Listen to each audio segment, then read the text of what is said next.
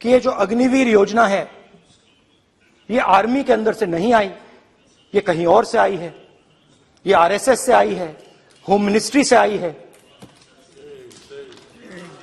ये senior army के लोगों ने कहा है, मैं नहीं कह रहा हूं, कि हमें लगता है कि ये आर्मी के ऊपर ये योजना थोपी गई है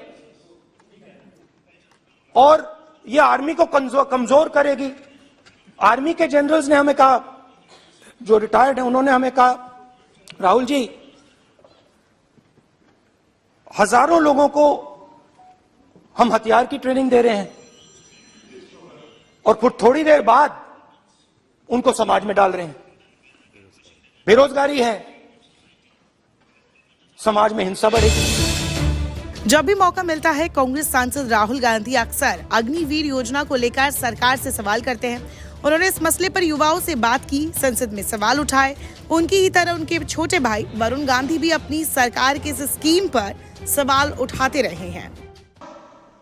अगर कोई ये कहे कि आधे समय कोई परचून की दुकान चलाएगा और आधे समय कोई सेना का काम करेगा, तो क्या हमारी देश के रक्षा के ऊपर प्रश्न चिन्ह उठेगा कि नहीं उठेगा?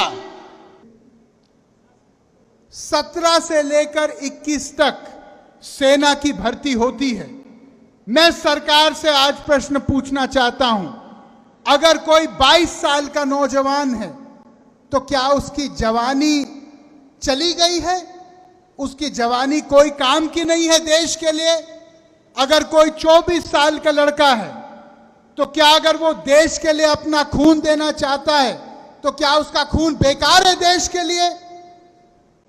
ये प्रश्न हमको पूछने चाहिए।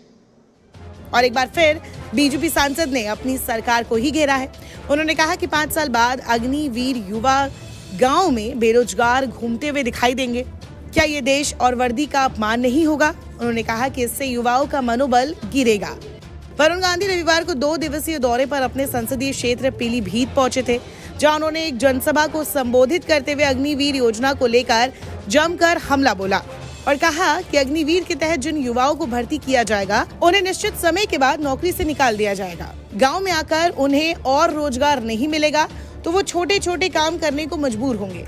वरुण गांधी ने सवाल पूछा कि क्या इस तरह से इस देश और सेना की वर्दी का अपमान नहीं होगा? इससे देश के युवाओं का मनोबल नहीं गिरेगा?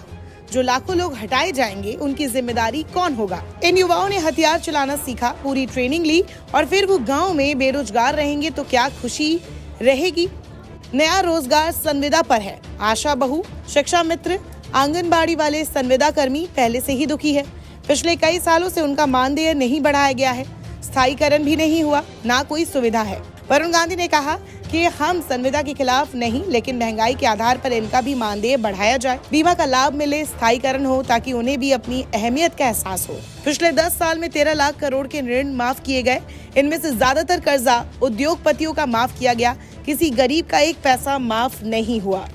यूपी की पीलीभीत सीट से बीजेपी सांसद वरुण गांधी अक्सर अपने बयानों को लेकर सुर्खियों में रहते हैं। इसी के चलते उन्हें पार्टी में साइडलाइन भी कर दिया गया है। 2024 में पार्टी से उन्हें टिकट मिलेगा या नहीं, इस पर भी संशय है, लेकिन फिर भी वो बेबाकी से अपनी सरकार को ही कटघरे में लाते रहते हैं। बता दें, कुछ वक्त पहले पूर्व सेना प्रमुख जनरल MM नरवणे ने भी केंद्र सरकार की अग्निपथ योजना को लेकर बड़ा खुलासा किया। उन्होंने अपने संस्मरण 4 स्टार्स ऑफ डेस्टिनी में खुलासा किया था कि थल सेना, नौसेना और वायुसेना में अग्निवीरों की कम अवधि के लिए भर्ती की योजना सशस्त्र बलों के लिए चौंकाने वाली थी। पूर्व सेना प्रमुख ने संस्मरण 4 स्टार्स ऑफ डेस्टिनी में ये भी कहा कि अग्निपथ योजना में पहले साल शामिल होने वाले अग्निवीरों के लिए शुरुआती वेतन महज 20,000 रुपए प्रति माह रखा गया था। ये बिल्कुल भी स्वीकार्य नहीं थी। उन्होंने कहा कि यहाँ एक प्रशिक्षित सैनिक की बात कर रहे थे, जिससे उम्मीद की जाती है कि वो देश के लिए अपनी जान दे देगा। नरवणे ने कहा कि एक सैनिक की दिहाड़ी मजदूर से तुलना नहीं की जा सकती है। हमारी ठोस सिफारिशों के बाद इसे बढ़ाकर 30,000 प्रतिमाह किया गया। उन्होंने ये भी कहा था कि योजना के नए रूप में आने से नौसेना और वायुसेना अचानक चौंक गए थे। उन्होंने कहा था कि इस योजना को मैंने केवल थल सेना में लागू करने के लिए प्रधानमंत्री को बताया था, जो सैनिक स्तर पर शॉर्ट सर्विस विकल्प के तर्ज पर थी और अधिकारियों के स्तर पर शॉर्ट सर्विस कमीशन के रूप में प्रचलित थी। नमस्कार, मैं हूं मानक गुप्ता। अगर आपको हमारा ये वीडियो पसंद आया हो तो इसे लाइक और शेयर जरूर करें, और हां, हमें सब्सक्राइब और फॉलो करना ना भूलें ताकि आप देश और दुनिया की कोई खबर मिस ना करें। तो जुड़े रहिए हमारे साथ और देखते रहिए न्यूज़ 24।